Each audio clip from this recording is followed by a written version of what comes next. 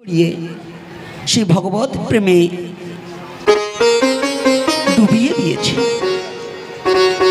আর আজকে যারা দূর দূরান্ত থেকে ছুটে এসেছেন, আপনাদের যে হরিকথা আস্বাদন করিয়ে হৃদয় মাঝে বিন্দু মাত্র সেই কৃষ্ণ প্রেমের উদ্দীপনায় ভাসিয়ে দেব, এই যোগ্যতা আমার নেই। কেননা এই ব্যাসাসনের একমাত্র সুযোগ্য অধিকার ছিলেন সর্বযুগের, সর্বকালের, সর্বসময়ের সৃষ্টির শ্রেষ্ঠ ত্যাগী ব্যক্তি, যিনি পৃথিবীতে প্রকাশ পাওয়ার আগেই মাতৃগর্ভ থেকে সমস্ত মায়াকে পরিহার করে পৃথিবীতে এসেছিলেন।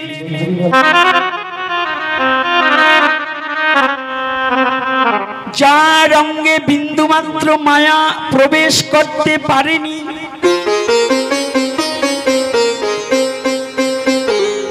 যে ব্যক্তির চরণে বন্ধনা করবার নিমিত্তে দেবতা পর্যন্ত দূরে দাঁড়িয়ে করজোড়ে দাঁড়িয়েছিলেন,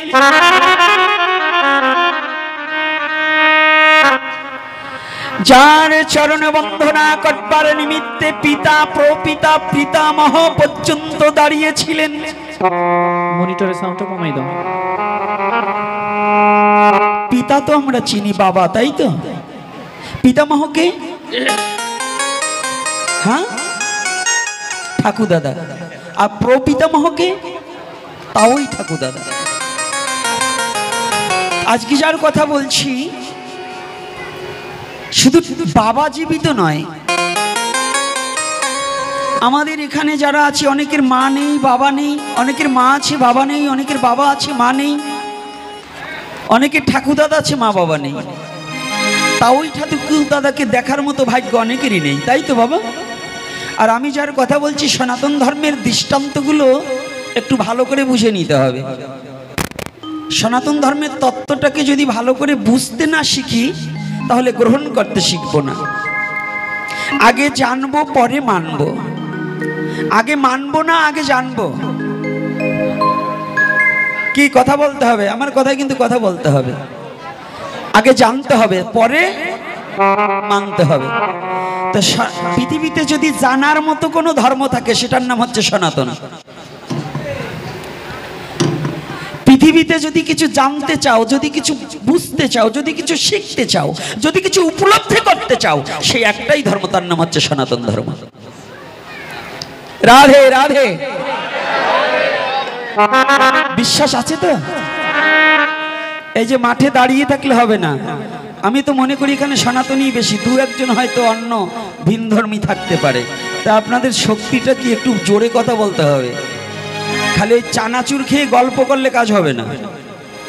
সনাতন ধর্মটা হৃদয় দিয়ে বুঝতে পারছেন কিনা, এটাও বুঝবার বিষয় নাকি? মুখে মুখে সনাতনী, কিন্তু অন্তরে সনাতন কি মেনে নিতে পারছি কিনা, এটাও কিন্তু আমাদের উপলব্ধির বিষয়, আছে কিনা? তাহলে আজকে যে ব্যক্তির কথা বলছি, তার কত বড় পরম ভাগ্য। আর সে ব্যক্তি এ কেমন ব্যক্তি যে যার জন্য পিতা পর্যন্ত করজোড়ে দাঁড়িয়ে আছে। এর বিশেষত কারণ কি? কি এগুলো তত্ত্ব কি জানার অভিপ্রায় আছে কিনা? বাবা এমন ব্যক্তির জন্য, বাবা ছেলের জন্য করজোড়ে, ছেলে বাবার জন্য করজোড়ে দাঁড়িয়ে থাকবে, তাই তো? কিন্তু সনাতন ধর্মের এখানে প্রারম্ভে, ভাগবতের প্রারম্ভে, ভাগবতে প্রবেশিকার আগে, ভাগবতের মাহাত্ম্যের আগে সর্বপ্রথম বললেন পিতা পুত্রের জন্য করজোড়ে দাঁড়িয়ে আছে। এটা কেমন কথা গো? আজগবি কথা নয়। কালকে যেন এই বৃদ্ধ লোকেরা আলোচনা করবে বাজারে, গোপীনাথ একটা আজগবি কথা বলল না। সনাতন ধর্ম কখনো আজগবি কথা বলে না। সনাতন ধর্ম কোনো বানোট কথা বলে না। সনাতন ধর্ম কোনো মিথ্যা কথা বলে না। সনাতন ধর্ম কোনো কার কাছ থেকে ধার এনে কথা বলে না।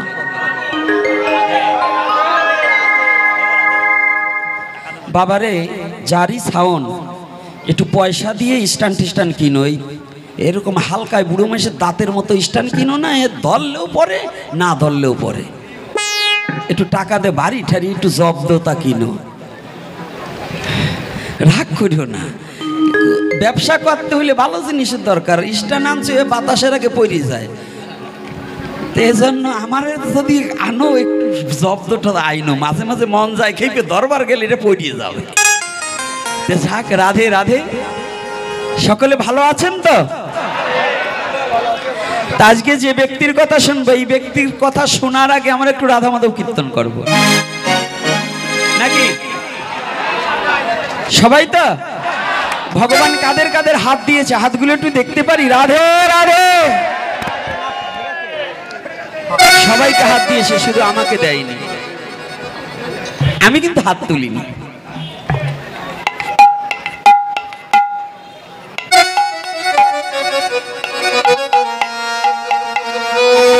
আমি হাত তুলিনি কেন জানেন? আমাকে কি হাত ভগবান দেয়নি? ভগবান আমাকে হাত দিয়েছে, কিন্তু সত্যিকার অর্থে প্রতিটা চিত্তে ভগবান দিয়েছে।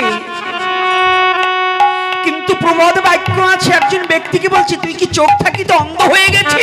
রচনার প্রারম্ভে যেখানে আমি রেখে এসেছি সেখানে আবার যেতে হবে, তাই তো? আজকে আমাদের অভিপ্রায় পিতা পুত্রের জন্য করজোড়ে দাঁড়িয়েছে। কেন? আর এ ব্যক্তিকে কথা হবে না, এই ডান ছাড়টা কথা হচ্ছে, কথা বন্ধ, ওখানে কথা হবে না। এ ব্যক্তিকে, এ ব্যক্তি আর কেহ নয়, কৃষ্ণ দ্বৈপায়ন বেদব্যাস স্বপুত্র শ্রীল সুখদেব গোস্বামী প্রভুপাদ। তাহলে শ্রীল সুখদেব গোস্বামী প্রভুপাদের জন্য পিতা ব্যাসদেব পর্যন্ত দাঁড়িয়েছিলেন। যেমন আজকে একটা জিনিস পরিবর্তন হয়েছে আমাদের সমাজে। আজকে যখন আসতেছিলাম, আমাকে নয়, ভাগবত যখন প্রবেশ হয়েছে, আমি কোনো কিছু নয়, এই যে দাঁড়িয়ে সম্বর্ধনা জানানো, এটা চিরচরিত প্রথা।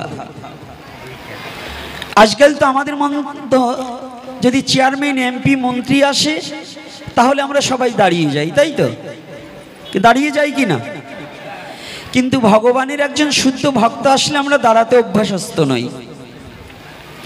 সে যে মতের যে পথের হোক, এটা হইলো পরে। যদি ভগবানের একজন প্রিয় ভক্ত আসতে দেখা হয়, তখন নিজে চেয়ারে বসে থাকলে, যদি সে মন্ত্রীও হয়, একজন শুদ্ধ ভক্ত দেখলে তার ওই মন্ত্রিত্ব চেয়ারটাকে ছেড়ে দিয়ে দাঁড়িয়ে তাকে সম্বর্ধনা জানানো উচিত।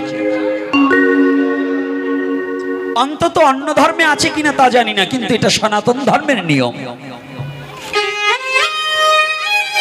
এটা আমাদের সনাতন ধর্মের চিরচরিত প্রথা।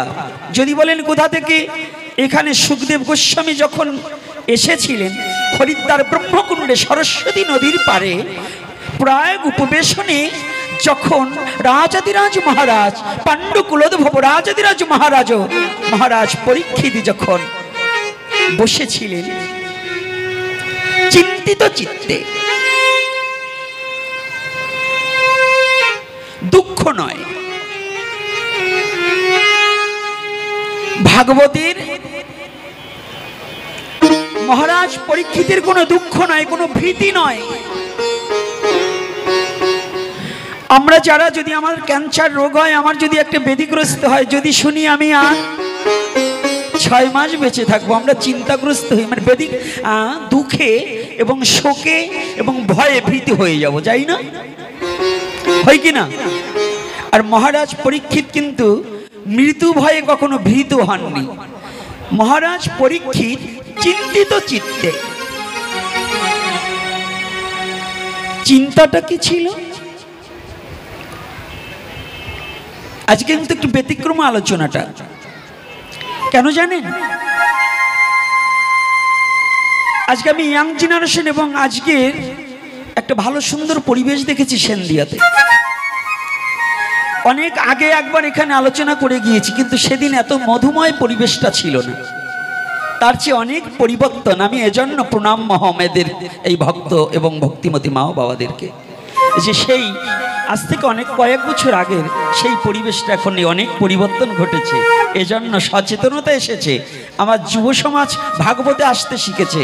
এজন্য আমার ভালো লেগেছে বিধায় আজকে আলোচনার ধারাটা একটু ব্যতিক্রম। আমি পথে থেকে মনে মনে ভেবেছিলাম অন্যতা, আর আজকে আসার পরে আপনাদের বদন দর্শন করে, আমার এই মা বাবাদের বদন দর্শন করে আমার মনের পরিবর্তন একটু চেঞ্জ হয়ে গেছে। সেটা হচ্ছে এই কারণেই, সবাই বলছে ধর্ম এই যুগের সব শেষ হয়ে গেল, নষ্ট হয়ে গেল। না, আজ আমি আশায় বুক বেঁধেছি, সনাতন ধর্ম নষ্ট হতে পারে না, সনাতন ধর্ম আরো উন্নত হবে। জয় শ্রী রাধে রাধে। নষ্ট করার মতো যোগ্যতা পৃথিবীতে কারো নেই। কারণ যেভাবে যুবক ছেলের কণ্ঠে তুলসীর মালা, যেভাবে যুবক যুবতী আজকে হরি নামের বন্যা বইয়ে দিচ্ছে, সেই হিসেবে আমি বড়ই আনন্দিত যে না, আশায় মরে যাওয়ার পরেও শান্তিতে মরতে পারবো, যে আমার উত্তরসূরিগণ প্রভুর নাম করবে। আজকে মহারাজ পরীক্ষিত শোকাহত নয়, ভীত নয়, চিন্তিত। তাহলে চিন্তাও দু প্রকারের আছে, একটা সুচিন্তা আর একটা কুচিন্তা।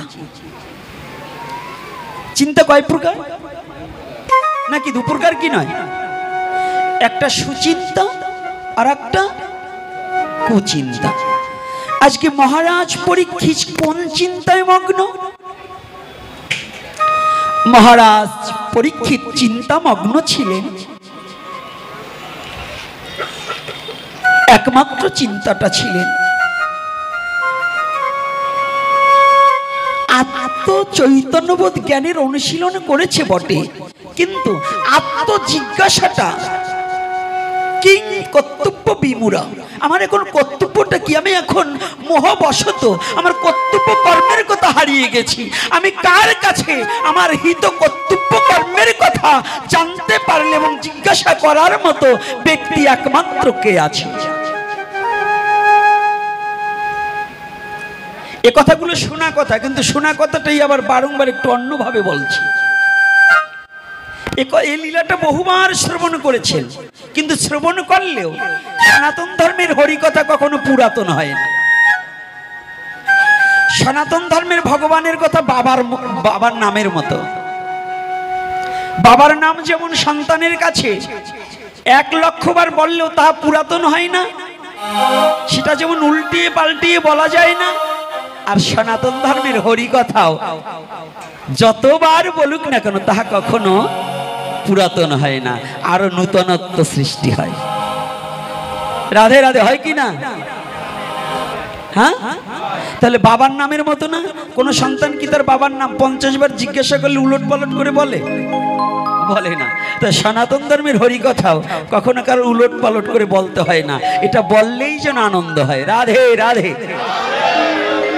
বললেই যেন কি হয়? সবার হয় না, তোমরা কয়েকজনে বলছো আনন্দ হয়, আর কয়টার বুক ফাইটিয়ে যায়, বুঝছেন না? সমন দমন রাম নামে আর কুকুর দমন মুগুরে। সনাতন ধর্মের মধ্যে আবার কিছু কুকুরে মুখ ঢুকাইছে, ওই কয়টার মুগুর না দিলে ঠান্ডা হয় না। এই সনাতন ধর্মের মধ্যে কিছু কুকুরে মুখ ঢুকাইছে, এই কয়টারে মুগুর দেবার জন্য গৌর হরি কিছু কিছু লোক জগতে পাঠাইছে। কথা বলবেন না, কথাগুলো ভালো করে চিত্তে একটু ঢুকাতে হবে। আমি আগেই জানি, আমাকে ঠিক করার আগে আমি আগেই বলি হরি কথা পরে, আগে পাত্র গঠনের কথা বলতে হবে।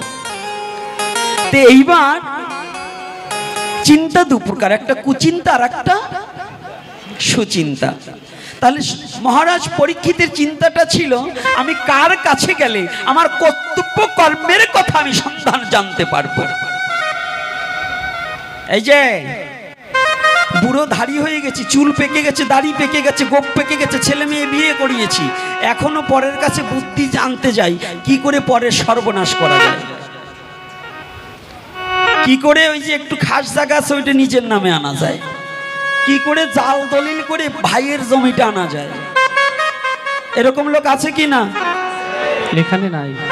তো আপনাদের এইখানে বুঝি নাই? না, এখানে সবাই ভালো। এখানেও আছে না, ওই যে ওরা মাথা। তুমি বলো কেন? তুমি বলো যে নাই, আর ওরা বলছে আছে। এর কারণটা কি জানেন? আর মহারাজ পরীক্ষিত জিজ্ঞাসা করছে আমার কর্তব্য কর্মের কথা, আর আমার মতো শয়তান খুঁজে বেড়াই আর এক শয়তানকে, যে আমি পরকে ঠকানোর কথা জানবো, কি করে ঠকানো যায়। এটাই ব্যবধান, এটাই আমাদের। কি পার্থক্য আছে কি না? সনাতন ধর্মের কথাটা ভালো করে বুঝতে হবে। খালি গল্প বললে হবে না, সনাতন ধর্মটাকে বুঝতে হবে। আজকে এক বাবা বলেছিলেন আমি কোন গ্রন্থ পড়লে পরে আমি কি এই তত্ত্ব জানতে পারবো। তখন আমি বলছি বাবা, বই পড়ে কোনোদিন আমি কে এটা জানা যায় না, বই লেখছে কে? কয় মানুষে। আমি বলছি তাই আগে যাই এটা মানুষের চরণ ধৈর্য। যদি মানুষের কৃপা তোমার প্রতি হয় তবে তোমার গ্রন্থ পড়তে হবে না, তুমি নিজেই গ্রন্থ হয়ে যাবে, তুমি নিজেই গ্রন্থ হয়ে যাবে। গ্রন্থ কি পড়ে কোনোদিন আত্মচৈতন্য তত্ত্ব উপলব্ধি করা যায়? একজন সৎ মানুষের চরণে আশ্রয় নিলে, সৎ মানুষের কৃপা যদি তোমার প্রতি হয়ে যায়, তখন তোমার আর গ্রন্থ পড়তে হবে না। আজকে সেই তত্ত্বটাই আমাদের দেখিয়ে দিলেন চোখে আঙুল দিয়ে। মহারাজ পরীক্ষিত কোনো গ্রন্থ পড়তে চাইলেন না।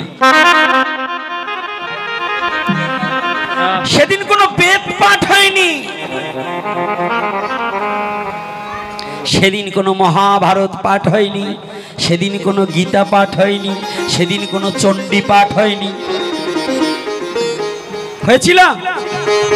করেছিল? মুনি ঋষিরা তারা করেছিল, কিন্তু উনি এটা জানতে চাইনি। উনি বলেনি আমাকে একটু বেদ পাঠ করে শোনাও। উনি শুধু তাকিয়েছিলেন, কোথায় গেলে আমি আত্মতৃপ্তি পাইব। দেহ সুখ নয়, আত্মসুখ। দৈহিক সুখ ক্ষণ সময়, আর আত্মসুখ চিরস্থায়ী, আর দেহ সুখ ক্ষণস্থায়ী। দেহের সুখের জন্য যে কর্ম করা হয় তাতে কখনো ঈশ্বর প্রাপ্তি হওয়া যায় না। আর যদি কোনো জীব আত্মসুখে আত্মতত্ত্ব উপলব্ধি করে আত্মাকে জানার অভিপ্রায়ে যদি কোনো কর্ম করে, তবে নিজেকে জানতে পারলে, নিজেকে বুঝতে পারলে, নিজেকে চিনতে পারলে, তবে ঈশ্বরকে চিনতে পারবে। যতদিন পর্যন্ত নিজেকে চিনতে পারবে না আমি কে, ততদিন পর্যন্ত সেই ঈশ্বরকে জানতে পারবে না। আজকে মহারাজ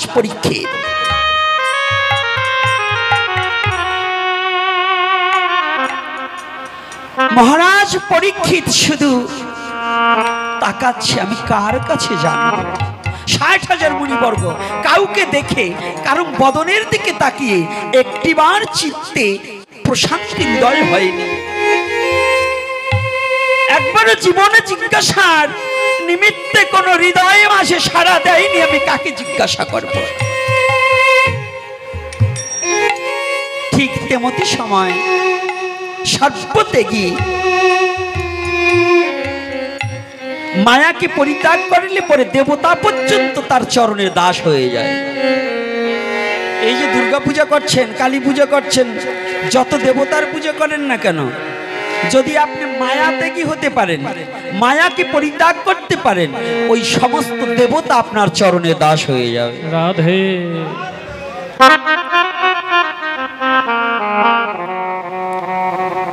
রাধে রাধে। কথাটা কি বোঝা যাচ্ছে বাবা? কষ্ট হচ্ছে না তো? তাহলে এই মায়াটাই হচ্ছে আমাদের কৃষ্ণ ভজনের একমাত্র বাদী। কে বাদী? কাম কিন্তু বাদী নয়।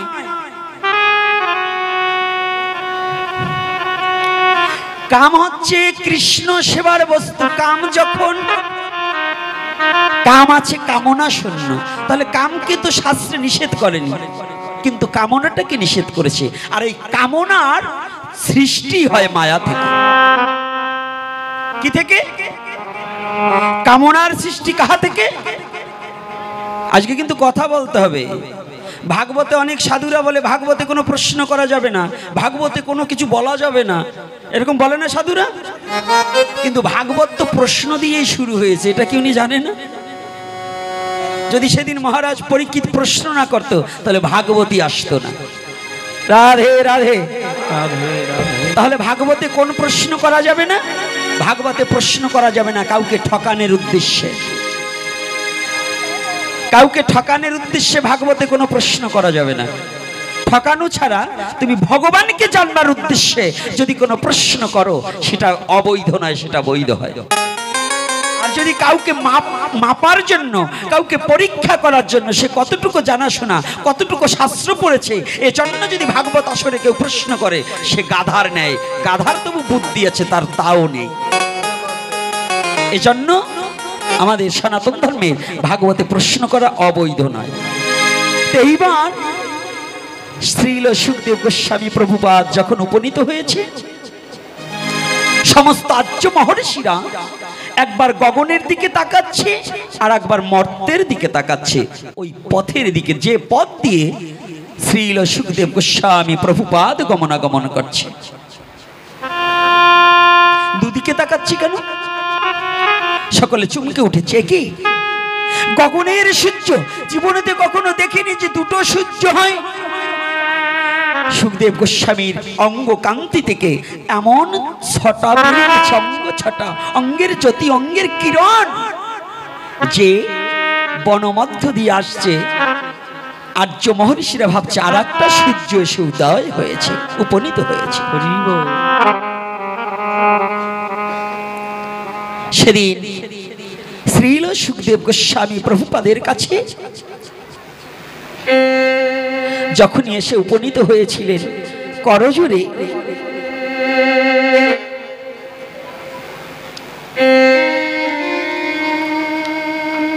মহারাজ পরীক্ষিত করজোড়ে বিনয় করে, বিনয় বচনে ষষ্টাঙ্গে প্রণাম করে বলছে, মণিবর, মণিবর। গায়ের উত্তরীখানা খুলে দিয়ে অশ্বত বৃক্ষের নিচে পেতে দিয়ে বলছে, আপনি করুণা করে আসন উপবেশন করুন।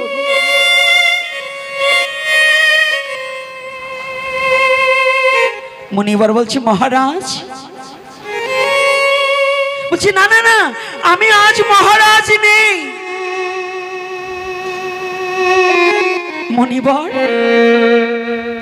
জানো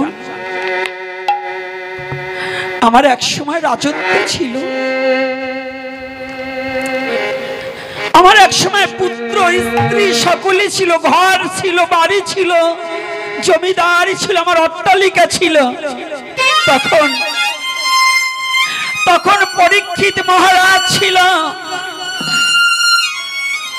কিন্তু জানুন মনিবার,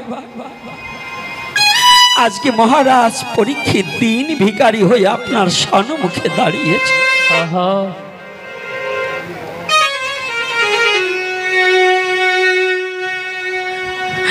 আপনি আর কখনো এই পরীক্ষিতকে মহারাজ বলবেন না। আজ আমি বড় ভিখারি হয়ে গেছি, শুধু ভিক্ষার জন্য দুটি হাত জোর করে দাঁড়িয়ে আছি। কখন আমি সেই মহাজন পাবো, কার কাছে ভিক্ষা চাইব? মুনিবার, আমার মতো ভিখারি আজ আপনাকে বসবা দেওয়ার মতো কিছু নেই। এই ভিখারি একমাত্র শুধু দাঁড়িয়ে আছে ভিক্ষার জন্য আপনাদের চরণ, অন্তত আপনার চরণ ধুলি আকাঙ্ক্ষার মুনিবার।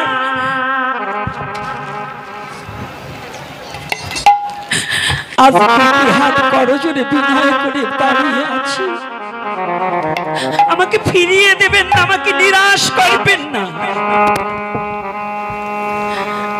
আপনার বদন দর্শন করা মাত্র, আপনার চরণ দর্শন করা মাত্র আমার মন বলছে একমাত্র আপনার বদন হইতেই আমার সেই জীবন জিজ্ঞাসাটা হয়ে যাবে। আপনার কাছ থেকে আমার জীবন জিজ্ঞাসাটা আমি পাবো। ও মা, ও বাবা, আমাদের মধ্যে কত বড়লোক ব্যক্তি আছে, যত অর্থশালী লোক আছে, আমরা অনেকে একটু মাটিতে লুণ্ঠিতই একটু প্রণাম করি না, তাই তো? আমার ভালো শাড়িতে নোংরা ভরে যাবে, অনেক বাবা ভাবে আমার দামি পোশাকে বুঝি নোংরা ভরে যাবে, ধুলা ভরে যাবে। সনাতন ধর্ম শিক্ষা দিলেন, তুমি রাজাই হও, তুমি যত রাজাধিরাজ মহারাজি হও, একজন কৃষ্ণ ভক্তের চরণের ধুলি যত সময় পর্যন্ত তোমার মস্তকে না পড়বে, ততদিন তোমার মানব দেহ ধন্য হবে।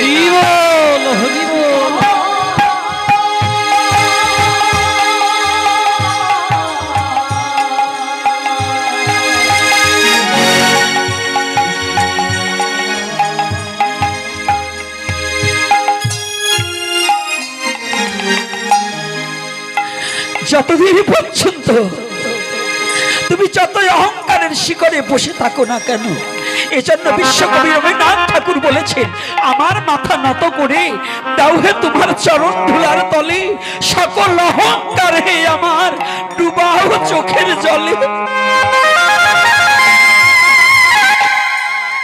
ও জগৎজি, মহারাজ পরীক্ষিতকে দিয়ে বিশ্ব জগৎকে শিক্ষা দিলেন, জগৎজি আজ মহারাজ হয়ে সমস্ত রাজপ্রাসাদকে পরিত্যাগ করে আজ দিনহীন ভিখারির বেশে এসে হরি কথার জন্য, জীবন জিজ্ঞাসার জন্য বসে রইলেন। তোমাদেরও যখন হরিবাসরে যাবে, যখন ভাগবতীয় কথা শ্রবণ করবে, যখন ভগবানের কথা শ্রবণ করবে, তুমি জমিদারি পোশাক পরে নয়, তুমি ভিখারির মতো হয়ে হরি কথা সাধন করো। ভিখারির মতো হয়ে অভিমানকে পরিত্যাগ করে দাও, অহংকারকে পরিত্যাগ করে দাও। প্রতিটা জীবে যতদিন পর্যন্ত অহংকার, অভিমান, ক্রোধ, হিংসা, নিন্দা এটা না যাবে, ততদিন পর্যন্ত ভগবত প্রেমের হৃদয়ে জাগ্রত হয় না। হয় কি বাবা? হবে? হবে না। তাহলে সনাতন ধর্মের শিক্ষাগুলো যে কত বড় মূল্যবোধ আর কত বড় চমৎকার শিক্ষা, এটা কিন্তু আমরা গ্রন্থ পড়ি ঠিক, শ্লোক মুখস্থ করি ঠিক, কাহিনী মুখস্থ করি ঠিক, কিন্তু আমাকে কি করতে বলছে এটা কিন্তু করি না। কি করছি? কি বাবা করছি নাকি? আজকে অনেক মুখ দেখছি, কিন্তু এই আপনাদের গ্রামেরই তো ছেলে আমার অনুকূল বাবাকে আজকে দেখছি না, কি আসছে কিনা আমি জানি না। হ্যাঁ, অসুস্থ? ও জয় শ্রী রাধে। আরে ভারী অসুস্থ হয় নাই, প্রতিদিন ডাক্তারখানায় বাজারে চা খাওয়া আসে, কিন্তু এখন ওই যে বাবারটাই ঠিক আছে, বেড়াবার গেছে। যাক, কারণ এই অঞ্চলে অনেকে চিনি, মুখে চিনি, আবার নাম জানি না। আর আমার বাবা অনুকূলরে তো চিনি অনেক দিন থেকে, এই জন্য নামটা স্মরণে আছে। যাক, আজকে দেখুন আমাদের শিক্ষণীয়, প্রতিটা সনাতন ধর্মের প্রত্যেকটা গ্রন্থ হচ্ছে জীবের শিক্ষণীয় গ্রন্থ, নাকি? শিক্ষার জন্য না অন্য কিছুর জন্য? না। আচ্ছা, শিক্ষাটা মানুষের কিসের প্রয়োজন? শিক্ষাটা কিসের জন্য? এই লেখাপড়াটা কিসের জন্য? চুরি করার জন্য না ভালো কিছু করার জন্য? কিন্তু এখন বর্তমান শিক্ষা তো চুরি করার জন্য। এখন বড় বড় শিক্ষিত যে কয়টা, ওই কয়টা যা চুরি করে, ভালো তেল মাখা চোরেও তা চুরি করে না। ছাগল কি করে বলেন? কিরে বাবা, আজকে আমার ডাক্তার বাবার বাসায় গেছিলাম, তো ডাক্তার বাবারে বলি নেই, তখন কিছু বলবো কেন? কারণ আজকাল এই বড় বড় খাত যেগুলো মানুষ হওয়ার জন্য, যেটা সেবামূলক কাজ, ওই জায়গায় চোর বেশি। ডাক্তারি খাতেও চোর বেশি। মিথ্যা কথা বললে চেক যেটা না লাগবে, পরীক্ষা যেটা না লাগবে, তার সাইডে ঢুকিয়ে দেবে। ওইখানতে ডাক্তার আবার পার্সেন্টেজ খাবে, খায় কি না? ওই যে আর একজন আবার বলেন আমার মা, মানে ওই দলের লোক তো ভাবে যে আমরা বইলি এবার কোন জ্বালায় পড়ব, কিন্তু আজকে ছাড় দেবো না নে। হ্যাঁ, ভাবছো যা মনে মনে যা ভাবছো তা হবে না, ভাবছো যে গোসাই লীলায় প্রবেশ করলো আমরা যা চাই তা তো পাই না, না দিয়েও যাবো না।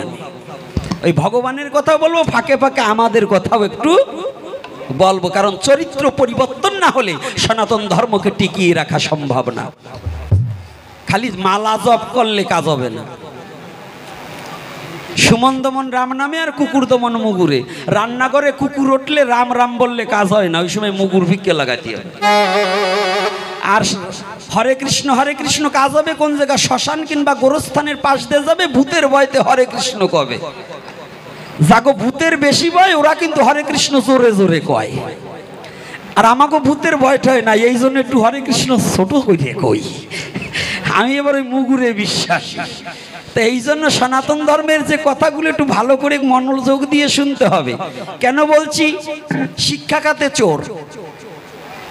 এখন বর্তমান যা শিক্ষার, বর্তমান যা ডাক্তারি পেশা, সেবামূলক কাজেই দেখবেন চোর্য বৃত্তি বেশি ঢুকে গেছে।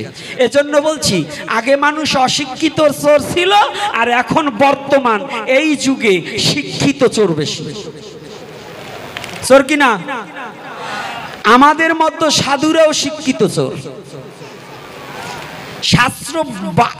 শাস্ত্র জানে কিন্তু মানে না, শাস্ত্র জানে কিন্তু মানে না। বলুন কয়জনে মানি? হাত তুলুন যে আমরা শাস্ত্র মানি। আমি আজকে দেখিয়ে দেবো কে কে শাস্ত্র মানেন। শাস্ত্র মানেন কে কে বলুন, হাত তুলছেন? আচ্ছা, এইবার শাস্ত্র জানেন কারা কারা, তারা হাত তুলেন। আস্তে, কথার ভিতরে একটু প্যাঁচ দিয়ে বলছি। জানার মানা কিন্তু এক নয়। তো শাস্ত্রে কি বলেছে? স্বধর্ম নিদানং শ্রেয় পরধর্ম। শ্রীমদ্ ভগবত গীতা কি মানেন নাকি? কারা কারা মানেন? যারা যারা মানেন তারা জোরে হাত তুলুন, মানে একটু উঁচু করেন বেশি। আচ্ছা, ভালো না মান। আচ্ছা, এইবার সবাই মানেন, গীতা না মানা লোক এখানে নেই। আচ্ছা বলুন তো, গীতা যারা যারা মানেন, আমার একটু প্রশ্ন। আমার এই যে দিব্যজ্ঞান আজকে আমারে বকাবকি করিয়েছে পথেরতে, মানে আমারে সরাসরি দেয় নাই, একটু ঘুরেই দিছে। একজন আমার একটা দেখাবার কাছে, উনি বকা দিয়ে মোবাইলটা সরাই নিছে, ওনার খোঁজে ওনারে দেখাও কেন, মানে জারিটা দেয় কি? তো জারি যে দেবো না, আজকে তোমারে দিয়ে শুরু করব, মাস্টার মশারে দিয়ে শুরু করি। এর উদ্দেশ্য হচ্ছে উনি যে সরাই নিলেন,